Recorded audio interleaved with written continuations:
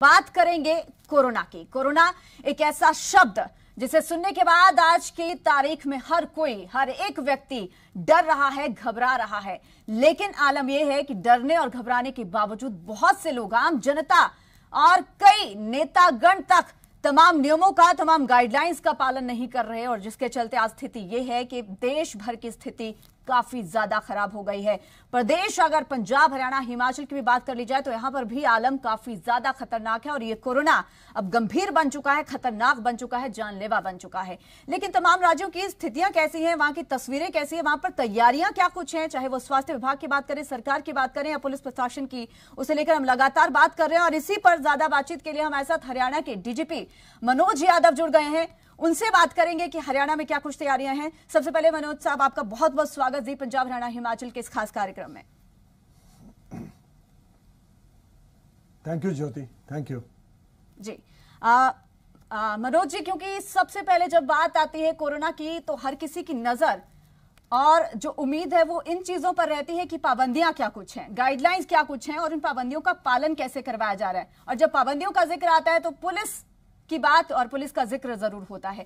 फिलहाल क्योंकि स्थिति काफी ज्यादा गंभीर है, आप भी भली भांति जानते हैं, 4000 से ज्यादा आंकड़े एक दिन में रिपोर्ट किए गए हैं। अगर हम बात करें हरियाणा पुलिस की पूरी रणनीति क्या कुछ रहने वाली है, कि स्थिति तो अब जाहिर सी बात है और ज्यादा गंभीर होने वाली आने वाले दिनों में।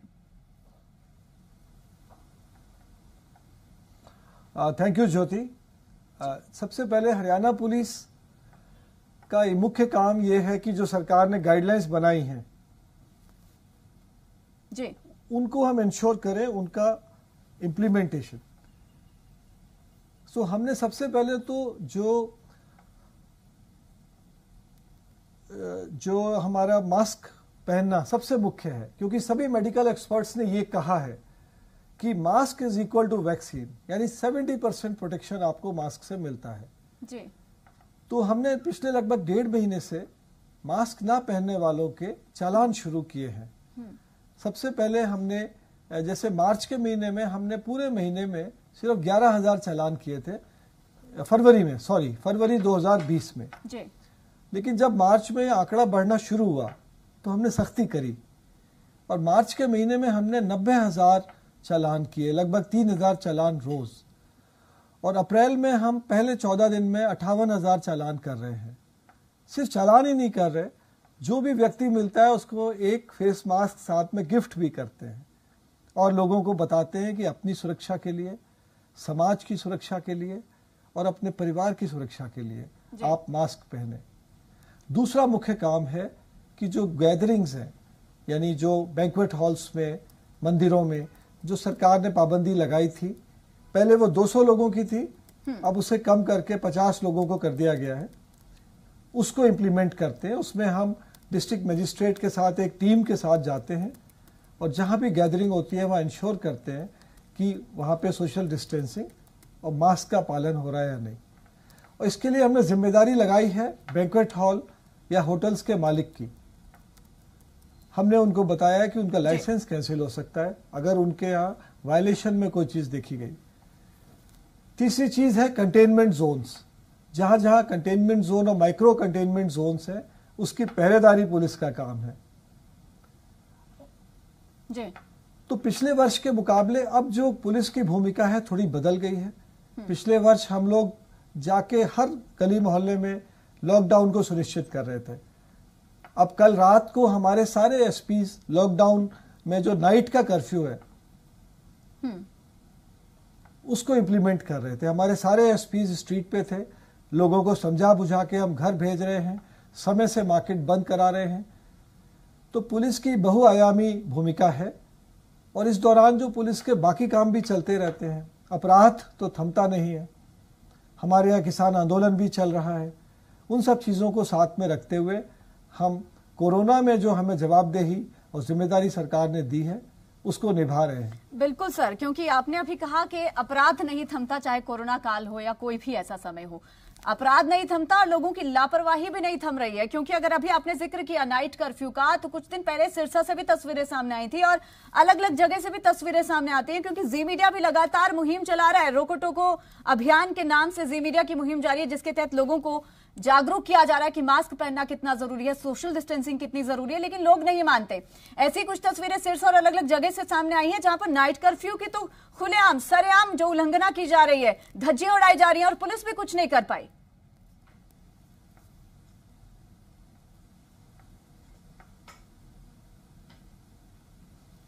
जी की आवाज चली गई मैडम की। सर आवाज पहुंच पा रही है आप तक? ओके, देखिए नहीं अब आ गई आपकी, नहीं your voice has come back, thank you. जी बताएं। देखिए आज ये हमारा दूसरा दिन है नाइट कर्फ्यू का, और ये लोगों को आदत डालने की बात है। हम लोगों ने पूरी कोशिश की है कि पहले 2 दिन हमने सख्ती, अब आज से हम लोगों को मुकदमे में बुक करेंगे। आपने पिछले वर्ष देखा होगा कि हमने हरियाणा पुलिस से कोई लाठीचार्ज का दृश्य सामने नहीं आया। हमने मानवतापूर्ण तरीके से लोगों को जागरूक किया, लोगों को मोटिवेट किया, क्योंकि पुलिस का कोई ऐसा चेहरा जिसमें पुलिस लोगों पे बल प्रयोग करे, ऐसी इमेज भारत के कई राज्यों से आई थी। लेकिन हरियाणा में हमने विशेष ध्यान रखा कि जागरूकता पे, अवेयरनेस बिल्डिंग पे और फ्रेंडली परसुएशन से हम काम करें। और हमें तो मुझे अफसोस है कि कल रात को सरसा में आपको कुछ मिला, पर मैं आपको यकीन दिलाता हूं कि आज रात आपको हरियाणा में हर जगह बिल्कुल परफेक्ट कर्फ्यू का इम्प्लीमेंटेशन मिलेगा। पहले 2 दिन है, थोड़ी सी टीदिंग ट्रबल है, लेकिन हम इसको फॉलो करेंगे। सर समय में बदलाव हुआ है नाइट कर्फ्यू के, पहले 10 बजे के बजाय, और अब अगर हम बात करें, क्योंकि आपने सिरसा का भी जिक्र किया कि ठीक है आज रात से ऐसी कोई तस्वीरें देखने को नहीं मिलेंगी, लेकिन जब रूटीन का हिस्सा हो जाती है कोई चीज तो लोग ढील बरतने शुरू कर देते हैं। कई बार ऐसा भी देखा गया कि पुलिस कर्मियों की ओर से भी कहीं ना कहीं थोड़ी बहुत ढील बरतनी शुरू कर दी जाती है।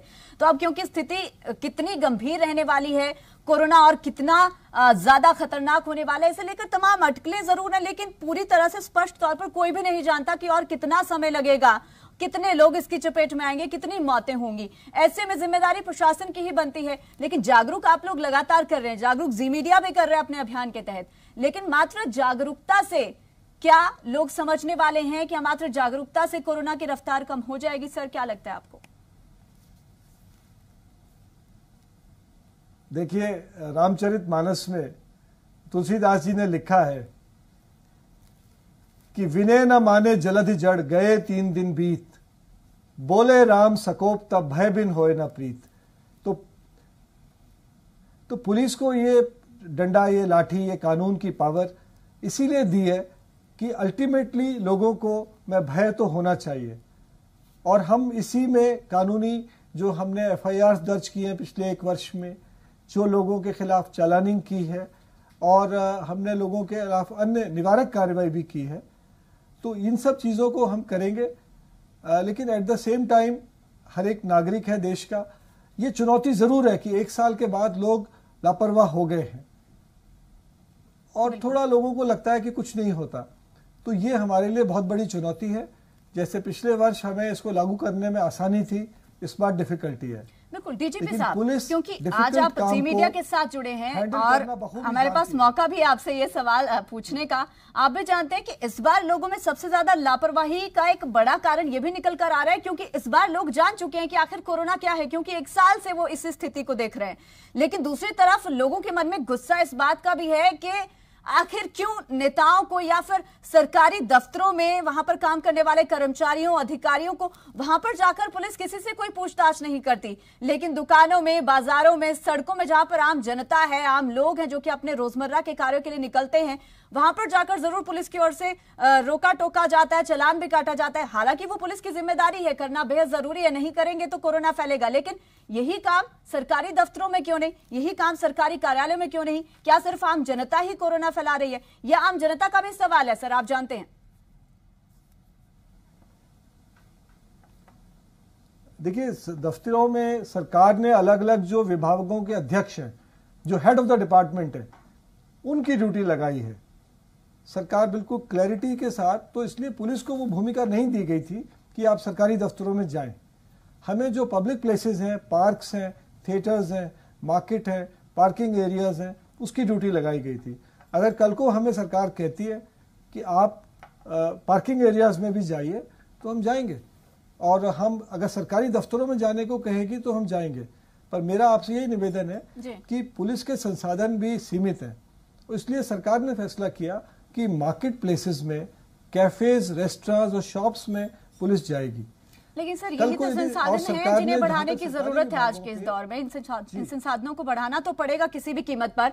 और अगर आने वाले समय में हम बात करें, क्योंकि वीकेंड कर्फ्यू भी लगाया जा सकता है, ऐसी स्थितियां बन सकती हैं। हालांकि अभी इसे लेकर गृह मंत्री की ओर से भी उन्होंने कहा था कि कोई लॉकडाउन जैसी स्थिति नहीं है, मजदूरों को डरने की जरूरत नहीं है। लेकिन अगर हम खासतौर पर बात करें गुरुग्राम की या फिर फरीदाबाद की, एनसीआर के इलाके दिल्ली से सटे हुए हैं और दिल्ली में अगर वीकेंड कर्फ्यू लगाया गया, आने वाले समय में क्या अगर ऐसी स्थिति बनती है तो हरियाणा पुलिस की इसे लेकर क्या पूरा एक्शन प्लान रहेगा, क्या रणनीति रहेगी, क्योंकि स्थितियां आगे खराब हो सकती हैं।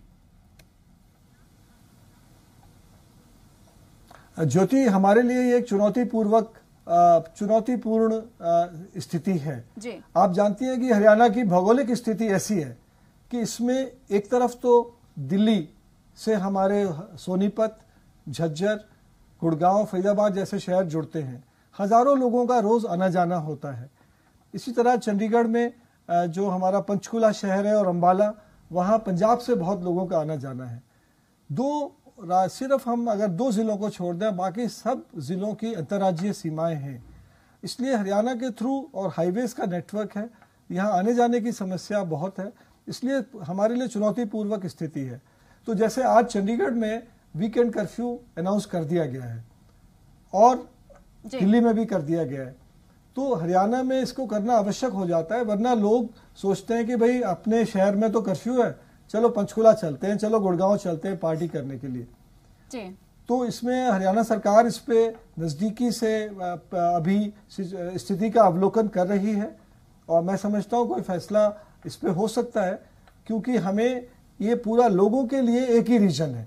ये जो बाउंड्री है हरियाणा, पंजाब, दिल्ली, चंडीगढ़, ये तो एडमिनिस्ट्रेटिव बाउंड्रीज हैं, लेकिन लोगों का एक नेचुरल फ्लो है।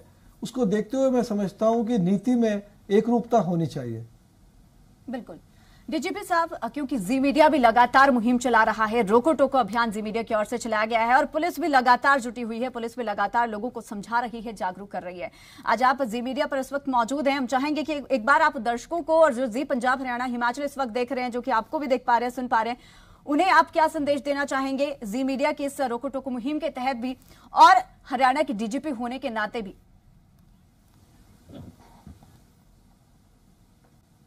मैं आपके सभी जो प्रबुद्ध दर्शक हैं उनसे हाथ जोड़ के मैं ये अपील करना चाहता हूं कि ये महामारी एक विकराल रूप धारण कर चुकी है और कहीं ना कहीं पिछले वर्ष कोई वैक्सीन अवेलेबल नहीं थी, तब भी हम इसे सीमित कर सके। बिल्कुल। अब वैक्सीन आ गई है, लेकिन केस पिछले साल के मुकाबले दुगने से ज्यादा हो गए और इसमें सभी लोगों के कोई भी परिचित काल के ग्रास हो चुके हैं। लाखों लोग संक्रमित हैं।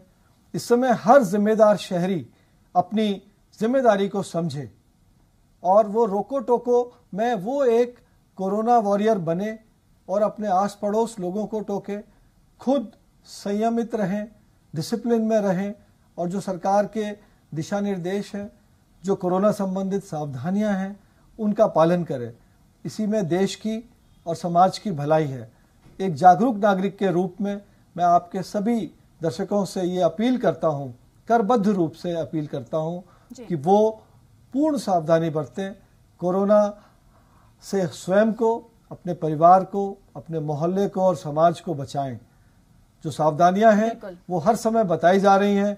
आप मास्क पहन के रखें, सामाजिक दूरी रखें, अनावश्यक मेल मिलाप ना करें और अपने हाथ धो के ही खाना खाएं, स्टीम इनहेलेशन करें।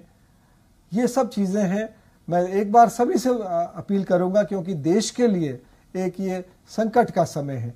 बिल्कुल। और कल पूरे विश्व की 27% जो पॉजिटिव केस ऐड हुए वो भारत से। जी मीडिया की रोको टोको मुहिम और पुलिस की ओर से चलाएगी इस मुहिम में अगर लोग साथ देंगे। सर आपका बहुत बहुत शुक्रिया जी पंजाब, हरियाणा, हिमाचल के साथ जी मीडिया के साथ जुड़ने के लिए और तमाम चीजों पर अपनी जानकारी देने के लिए। क्या कुछ एक्शन प्लान रहने वाला है, लोगों को भी एक अवेयरनेस का बड़ा संदेश देने के लिए आपका बहुत बहुत शुक्रिया। तो ये थे हमारे साथ हरियाणा के डीजीपी मनोज यादव, जो कि बता रहे थे कि क्या कुछ एक्शन प्लान है आने वाले दिनों में। अगर हरियाणा में इससे भी ज्यादा स्थिति गंभीर होती है तो पुलिस की क्या कुछ तैयारियां हैं। अगर नाइट कर्फ्यू और ज्यादा एक्सटेंड होता है, वीकेंड कर्फ्यू अगर लगाया जाता है, तो पुलिस का क्या कुछ पूरा एक्शन प्लान रहेगा। लगातार जागरूक भी किया जा रहा है और साथ ही ये भी कहा गया इनकी ओर से कि आने वाले समय में अगर जरूरत पड़ी तो सरकारी कार्यालय और दफ्तरों में भी जाएंगे, वहां पर भी पुलिस जाकर कर्मचारियों को, अधिकारियों को मुहिम के तहत जागरूक भी करेगी, मास्क पहनने के लिए, सोशल डिस्टेंसिंग के लिए भी, और साथ ही चालान भी काटे जाएंगे।